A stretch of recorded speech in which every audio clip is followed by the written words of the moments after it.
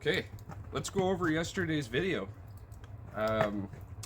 Number one on the list, 391. That thing is dialed. Like, I I tuned it whenever we were over bucking up some firewood. Tuned it then, and I think we're dialed. I had to give it a quick tune yesterday, just as the ring started setting in again. But that saw is dialed. We did a lot of cutting with that saw yesterday. Everybody wanted to try it. There's a joke on that, but I can't say it on the film, so yeah, that thing is dialed. The only thing I'm going to do is I'm going to cut a race chain for it.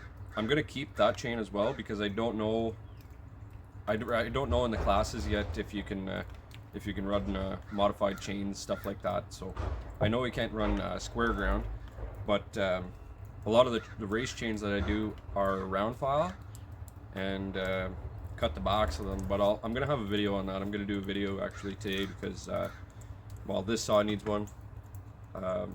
Second saw on the list, it needs one as well, and 2100 needs one as well. But big pooling, 4400.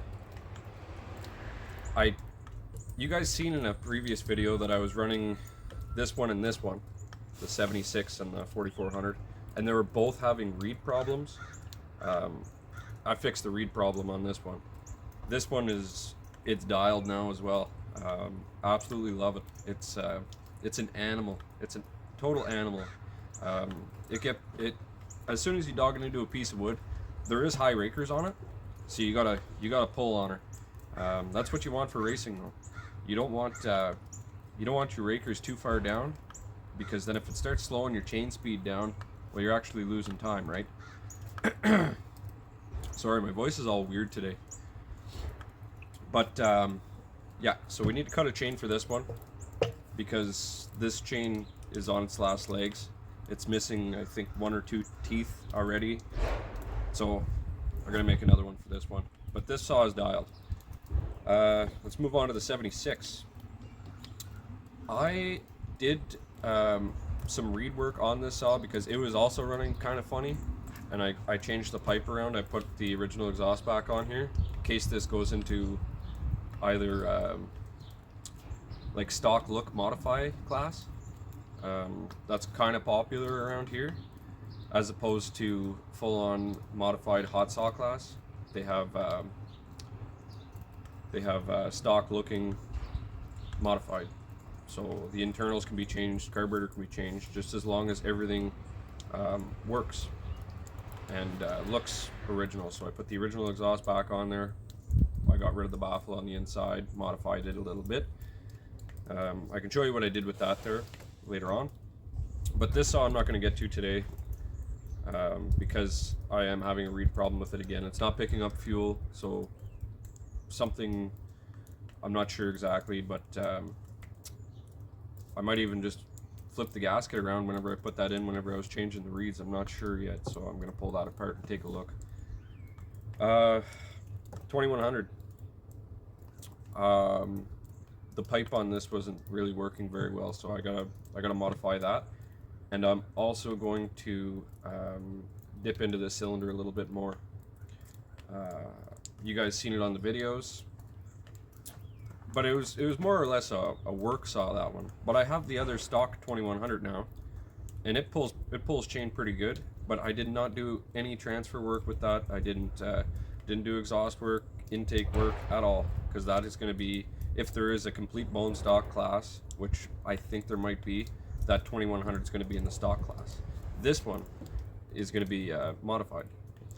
Well, this is already modified. They got a bigger carburetor on there. Oh, I got to hook up a choke on this. The choke started acting up, and anyhow, I just pulled the rod right out. So this one's kind of a pain in the butt to start. Once it's warm, it's fine though.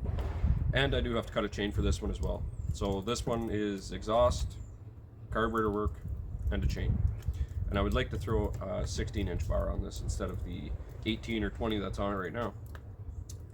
The 75 that we went through the other day as well, I didn't change any of the numbers on it, and I like the way this runs.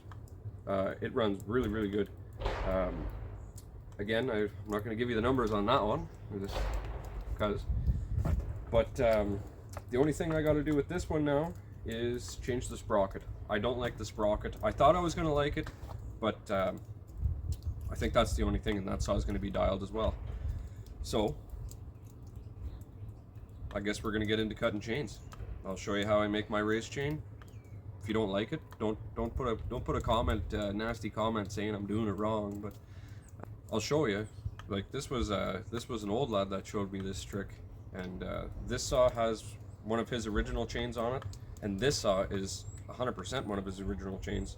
I might have done this one, I don't remember, but this one is guaranteed his original chain, and he's won lots of competitions with this saw. So I'll bring you in here and I'll show you how the old lad used to cut his chains, and I kind of copied the idea off of him. It's not my own idea. I'm not going to claim it for myself. So I'll bring you in, I'll show it to you. So this here is his original chain idea, but there was a lot of other people that did this too, as you can see. So you use different files. Sorry, I'll just get you in here and get a better angle here too. So you use different files. See, I'm missing a tooth here. I've tried to get as much life as I can out of this chain because it is a original chain, and he is actually passed away. So this chain will go up on the wall and kind of keep it in memory for himself. But you use a smaller file and you dip her down, so you really kind of get into this back part of your tooth as well. See how high the rakers are? The rakers are barely touched. Let's get you focused here a little bit. That might be better. What about that? There you go. See? The rakers are just barely touched. But you can see you're not getting the whole bottom of your plate there.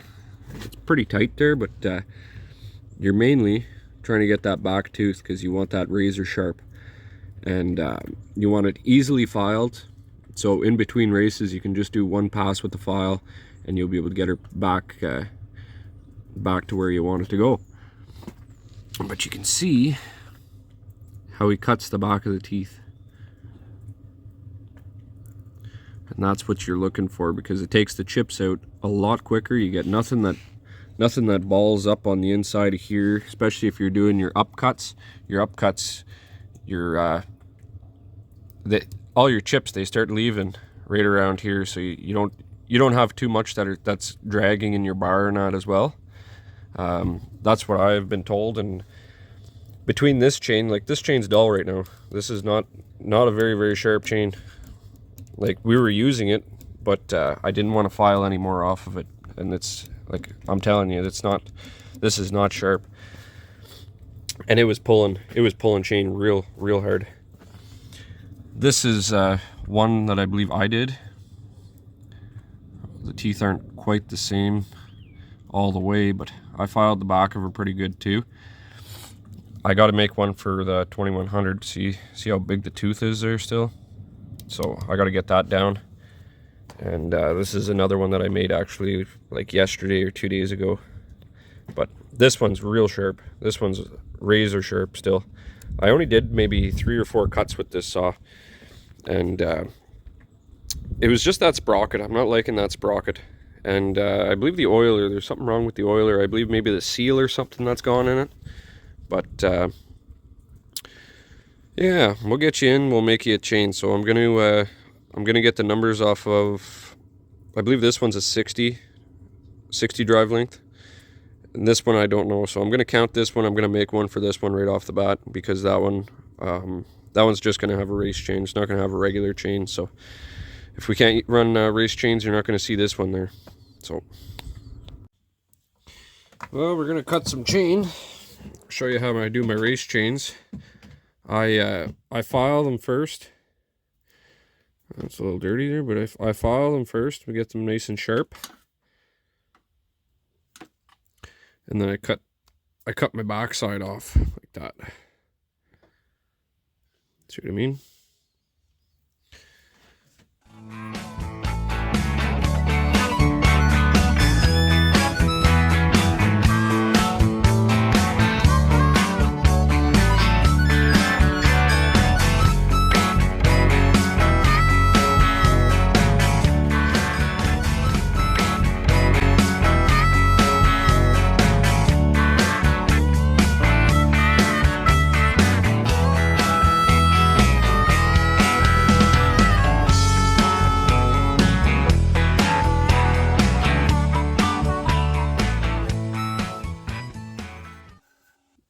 So the reasons for cutting the back of this guy off, I mean, I'm not done yet. I still have to touch up that end piece, but I'll show you what I mean.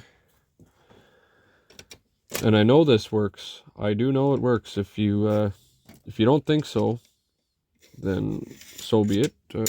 I know it works, and that's why I do it. It's to get chips out quicker. You know, you look at a drill bit, okay? See how a drill bit's shaped? So this here determines how much gets cut in. And this determines how long your chips are going to be. So that is kind of where the idea of this came from. And this trick here was from a guy that used to race saws like 60s, 70s, 80s, 90s. And all of his chains were like this. Every single one of them. 325, the quarter P's, the little tiny 3/8 there. And 3/8, 404. They were all the exact same as this. Only for racing though, not for everyday use, because they do start to get pretty thin and you start losing your teeth. But this does work. This works tremendous. I'll do up the other side and then we can put it on the saw again.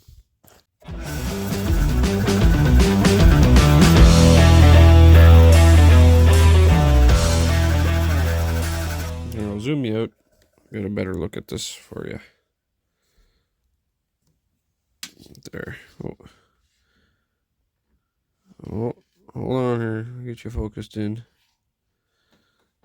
Why can't you focus? There we go. See, we have our angle that we want. Now we just have to match them all. Make sure they're all, rakers are the same height, cutting tooth's the same size. And yeah.